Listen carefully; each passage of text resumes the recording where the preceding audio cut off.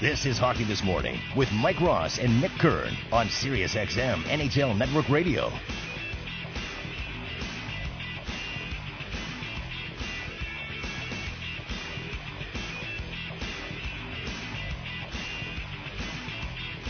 Welcome back to Hockey This Morning. Mike Ross, Mick Kern, NHL Network Radio on Sirius XM. You can follow us on Twitter at Sirius XM NHL. You can follow Mick on Twitter at Expo Mick, EXPO, or you can follow NHL Rossi. Excuse me. You say, why excuse me? Because I coughed. But I turned off my microphone so you wouldn't hear. Which you then just did. So what? There you go. Oh, geez, you're right. I'm sorry about that. That's all right. We are going to turn our attention to the NCAA. And happy to welcome to the program the head coach of St. Cloud State. That is Bob Motzko. Good morning, Bob. Good morning, guys. How's it going? Very well. How about yourself? Very good. Get ready to get on a bus here. We head to Denver next 30 minutes. And you and Denver tied right now for first in the WCHA. Well, you can say that. It's pretty nice. We've only played 2 games. Well, so, hey. We're both 2-0. We'll take it. Yeah, absolutely, you take it. Things off to a good start here.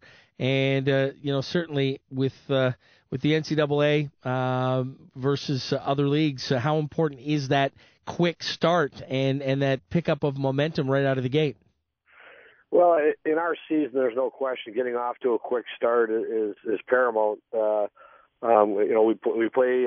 We'll end up playing about a 36 to 38 game schedule during your regular season, and quick starts just seem to be a godsend for teams that want to get home ice and have teams chasing you the rest of the way. And I can't say we're off to a quick start yet. We've won 4 straight games right now. We're feeling better about ourselves, but it's still early. We've got a couple tough series coming up, and obviously this trip out to Denver really is a key series for us.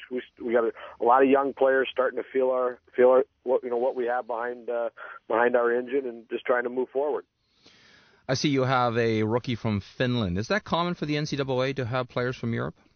Well, it is more and more. You're starting to see it. We're getting over there now. The world's a lot shorter. You can get over there on trips, and you can follow leagues on internet so easy now. And the word is spreading. And a lot of times what you're going to have, like what we have here, Kalle Castle, a young guy from Finland, excellent student. He was a heck of a hockey player over there. And been a great surprise for us. Sometimes you don't know what you're going to get with freshmen, let alone someone from Finland that comes over, has to, all the barriers of language and new culture. But he's got out of the gates. I mean, he's got 7 points in 4 games and excellent start. And he shows every day in practice. He got tremendous skill set, and just a terrific young man. So, I would think I'd throw a number out, guys, maybe 20 Europeans in college hockey right now. But it's steady. And I believe growing. How much effort and resources goes into landing a European player? I mean, have you guys expanded your recruiting? Have you guys hired people in Europe? Well, you can't hire anybody at the NCAA level. We're allowed 3 recruiters on your staff. That's your head coach and 2 assistant coaches. And you do have contacts. You have bird dogs. That give you tips and past players that and right now there's so many Americans and Canadians playing in Europe, and I think that's what's bridging the gap right now, are former professional players, and right now with the lockout, all the guys over there, the word is spreading, and you'll see a lot of, for us, for example, our leading scorer from California, all-time leading scorer, Ryan Lash, was in Finland a year ago. He led the Finnish Elite League in scoring. It was the first time in history that a non-European had led that league in scoring. And then Anaheim signed Ryan. And it gets out through their news sources and promotions of their players, where a player like this came from. I know we talked to a handful of players in Finland last year, and they all knew of Ryan Lash. It's not a big country. He was making, he was paving the way for us as an introduction. We do go over there in recruiting, and now with email, and also recruits and families, they can get out and research your university and your school on the internet. And that bridge is gapped right now, where communication is, just right there in front of you. You can pass information back and forth, and they can get a great understanding of what we have. They can watch games on the internet. So those are all tools that we use to get our brand out there and what we're trying to do. Bob Motzko with us, the head coach of St. Cloud State of the NCAA. It's Hockey This Morning, NHL Network Radio on Sirius XM. I find it fascinating that the rules of the NCAA are that restrictive, and I don't mean any disrespect by saying that, but when you compare to, for example, a franchise in the Canadian Hockey League that can have, I mean, I've seen lists of scouts maybe 10, 12 names deep.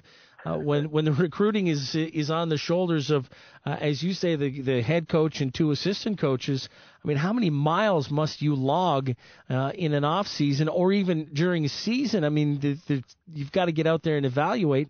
It's got to be a tremendous amount of pressure on you guys. Well, I've been in this a long time, and you're right. There is a lot of pressure because recruiting is the lifeblood of all college athletics and in every sport to find the right athletes. And we do hump it, and it is now. There is no off seasons anymore. And there's so many events that take place in the months of May and June and July, and we're out constantly beating the path, trying to spread the word and find players.